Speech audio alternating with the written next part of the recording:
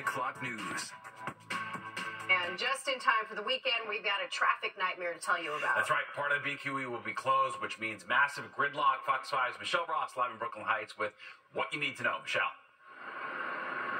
Steve, Natasha, the BQE doesn't ever really seem to take a break. It's 10 o'clock at night, and this is what it looks like, a continuous flow of traffic.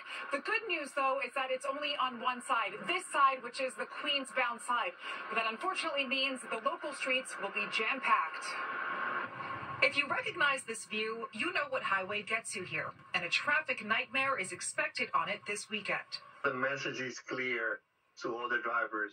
Please stay out of the BQE this weekend. 1.5 miles of the Brooklyn-Queens Expressway will be closed for repairs to the deck, also known as the cantilever. If it's any consolation, though, it's just on the Queens-bound side. Still bothersome for drivers. How inconvenient is it for you? Very inconvenient. How much earlier do you think you'll have to leave for work? Probably an hour more. I thought about it today. I was like, how can there not be another way to get from Brooklyn to Queens? It's crazy. We're in the most incredible city in the world. The closures are between Atlantic Avenue and Sand Street and will begin at 2 a.m. Saturday, lasting until 4 a.m. Monday. DOT says you can take a detour on local streets. Once on Atlantic Avenue, make a left onto Borum Place and right onto Tillery Street to get back onto the BQE. Now, the repairs are temporary work because the city hasn't secured federal funding worth billions of dollars for a long-term solution for the more than 140,000 vehicles that drive here daily, which include thousands of heavy trucks. The work will focus on reinforcing steel bars being added and new concrete. The cement needs time to dry. That's why we need to use the whole weekend. And once the work is done this weekend, drivers aren't out of the water just yet. This is the second of 3 rounds. The first was in October, the second, of course, this weekend, and the third and final round will be the first weekend of June. We're live in Brooklyn Heights. Michelle Ross, Fox 5 News. Natasha? All right, Michelle, thank you. Well, Newark is temporarily postponing its juvenile curfew that was scheduled to start tonight. Under the plan, an 11 p.m. curfew is going to be in place for anyone 17 years or younger. There are exemptions for kids coming home from school, work, or with a parent. No reason was given for the postponement, but the city will discuss their plans for a summer safety initiative next week. Newark has implemented curfews in the past with the hopes of cutting down on crime. The vessel at Hudson Yards will reopen later this year with new safeguards in place. The towering tourist attraction was shut down in 2021 after a series of suicides. It will reportedly have several new safety features, including enhanced security, steel mesh barriers, as well as suicide prevention signs. Also, the top level of the 150-foot structure will remain closed. No word on the exact date that the vessel will reopen.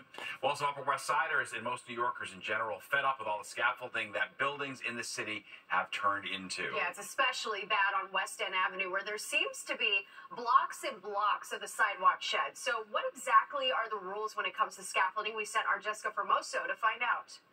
For blocks and blocks, all you see is scaffolding over on West End Avenue on the Upper West Side.